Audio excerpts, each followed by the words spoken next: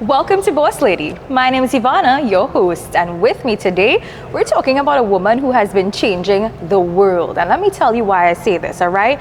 A woman who is a singer, writer, producer, style icon, mom, entrepreneur, businesswoman, wife, but my favorite, the Queen of Bacchanal.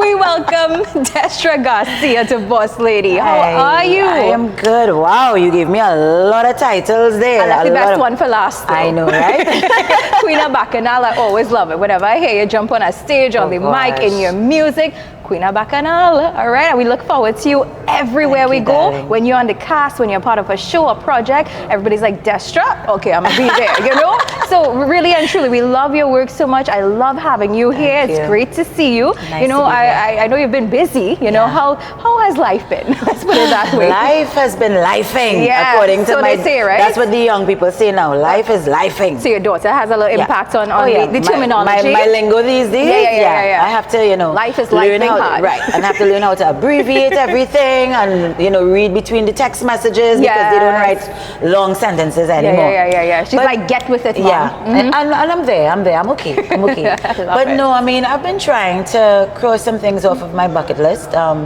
You know, life passes us by so quickly. Yeah. And then when you look around at the people that that you may have grown up with or encountered in your life, and you realize that, wow, life has come to an abrupt end for some of them, and you wonder if they have achieved everything that they set out to achieve. And then it makes you think of your own mortality, and you think, okay, what have I not done yet? Or am I taking life too seriously? Or am I focusing on the wrong things? What is really important in life? And then you start to have different perspectives. A lot of people tend to say, you know, when you get older, things, you know, no. But when you get older, a lot of different things take priority. And for me, it's always been about being happy and being your best self in the moment so that you have no regrets at every stage, you know. I like the fact that you put being happy first.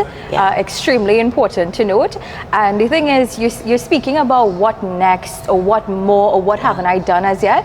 But I want to take it back a bit to the start of it all, because we're going to talk a bit about, you know, being in the corporate world, you starting off in music, your career. And also I want to start at like the very first point of you even discovering you've got this God-given talent. Like, let's go back. Let's go back here. When did you even discover that talent, and how did it all start? I am not exactly sure, but as long as I've known myself, I've always been singing. My grandfather used to be a part of a jazz band. He played saxophone with a band. They used to play at a club called Miramar back in the day, you know. Just a brief history of him. He was one of the first saxophonists that Roy Cape ever met and blew his saxophone back in the day, which created that type of bond between Roy Cape and myself when I joined the band, and he realized who I was and who I was affiliated with. And I think I was 3 when I started to sing songs that I heard on the radio or songs that people were listening to. So whether it was my dad playing Bob Marley or my mom listening to R&B music or soul music, I was learning these songs word for word, like most children do. They hear songs and they learn them, and I was always singing. And I remember always being on display. Somebody always want me to sing for somebody. You know, come and sing for them, come and sing for them. You know, it's a Caribbean thing. Your child could dance, come and dance for them. Your child could say a poem, come and say the poem for them. So I was always on display, and I think I could have been 3 when people realized that I actually was brave and I could sing and I could hold a tune. And I think going to primary school, my teachers also identified that I was brave and started to put me in competitions. Like, apart from reading competitions, poetry, mental competitions, they realized, wait, now this girl has a voice. So I was in choir, I was in the Calypso competitions, and that was the beginning of the whole thing. My teacher, Miss Janice Roach, in primary school, I think I was about 9 when she started to teach me how to use a stage, how to hold a microphone, how to put, you know, how to use my vocals to let people hear you, how to not be afraid. And she entered me into something called the Anglican, I think it was Junior Calypso Anglican competition. And she trained me for it. It was like clockwork. I went on stage, I think Brother Resistance and what's his name? Kariga Mandela were the judges at the time, because they were pretty popular with the rap so thing. Yeah. And I just did the competition, I sang, and then I won. It was weird. It was strange that you prepare for this thing and then people start to applaud you. They call your name as the winner. You had no expectations. I had no expectations. I was just doing what I was told and to the best of my ability. Yeah. And then I fell in love with the attention. When everybody was applauding and, you know, I was like, I could get used to this. I like this. This is a nice feeling. This is kind of nice. And then I started to enter all the junior competitions with calypso, singing the same calypso, and then having to write my own calypsos as I went into secondary school. And then I won all the competitions there in secondary school. At school, the inter-school competitions, I won every single one. Wow. Went to St. James Secondary. After that, I think in Form 6, I started to do R&B. I grew up in the gospel world, so for me, singing as a vocalist was something I knew from choir days and whatnot. Right. But then I started to sing R&B at Caribbean Sound Basin. I had a little girl group. Listen, it's plenty history. I don't think this program have enough space for all the things that happened. But then, skipping a few years after, I ended up at Link Up Studios 96.1, and they had people singing soca. I'm like, I don't want to sing no soca. You know, I want to sing R&B. I want to sing gospel. Soca? Nah, I could sing calypso, but soca, all that wine and jam and chicken, and I don't think I was ready for that. But people saw stuff in me that I didn't see in myself. I tried it. I was really good at it. And I'm like, okay, this is easy. You don't have to do much. I did a song with third bass. Didn't know how to perform it. Came on stage and started to whine, and people went crazy. I'm like, oh, that's it? That's all? Yeah. And then, you know, with experience, we kept going and things started changing. I started evolving. My vocal range never faltered, you know, and I don't know. And it just, we got to that moment. That was the beginning. And what would you say would be the first very big moment where you knew you had the audience locked and that's it? They love me, we're going full steam ahead. What would you say was that one moment? That first moment? Yeah. And I know there are probably many, but we'll choose just one, just the very first, and give it the win. There were many moments like that. Yeah. But I would say that at every stage, you feel a little bit more confident to go to another stage. Okay. Because even in primary school, when in that first competition, and knowing that this is what I wanted to do, it did not cement, because there were a lot of disappointments. You didn't win all the big competitions that you want to win, and there were disappointments. So you feel like, yeah, I could do this, but maybe I should be doing something else. And then you have the moment where, like I said just now, you go on stage with third bass for the first time and we can the concert and people go crazy. You see an ocean of people, you're performing for them for the first time, or you're hearing your song on the radio for the first time, and you're like, wow, this is it, this is great, I want to do this. But then you have more disappointments and you have to really endure and persevere and keep going. And then there's the moment where you sing your first soca song by yourself, and you get on stage and people scream for you as soon as they hear your name, and you're like, hey, I could get used to this, this is really nice. So at every stage of my life, there was always a different avenue to conquer, and when you conquer it, then you say, well, okay, do I continue?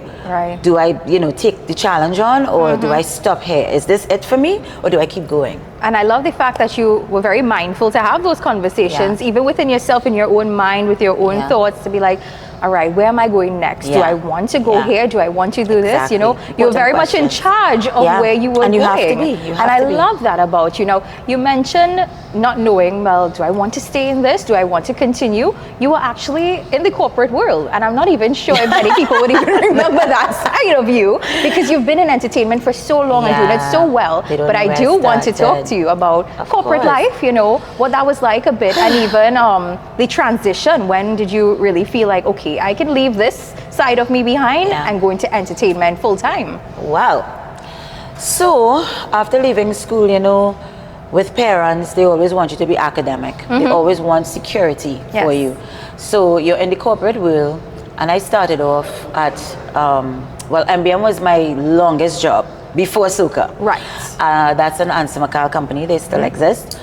I started over there as a dispatcher, dispatching the technicians to go fix copiers and printers and whatnot. Right. Then I became the secretary of the department. And then I became a salesperson because of my personality. You know, I could sell ice I to could see this. Eskimos. Oh, I could so see this. Yeah, yeah. Had a really big quota, did not know if I could do it or not, but I always love a challenge and I love overcoming things. And I was doing pretty well in that industry.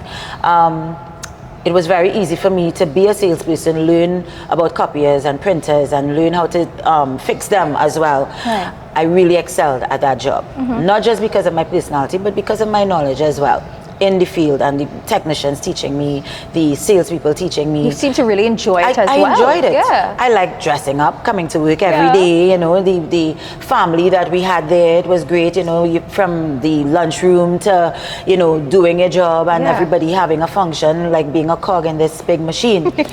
And when soca came about, I think it was when I was waiting for my work permit to come through, because I did a R&B album with Renegade Entertainment out of Washington, and A&R had signed me, and I was doing R&B album. I did one actually, and that's before I met Third Base. I was waiting on my work permit to come through. Now that is a bit of a ticklish situation, because back then you can't get a work permit just like that. You can't even get visas just like that. I was a girl from Laventille. Here I am. My dad isn't employed. You know, my father was into the faith, and my mom, she was a housewife. So it was a bit difficult to show property ownership or a steady job or, you know, a job that you've had for more than a decade. So it was difficult. Everything was just at a standstill. And, you know, here I am singing. They say you can't take sand to the beach. There's a lot of people that go to the States and they can sing R&B or they can sing gospel. It's a lot more difficult.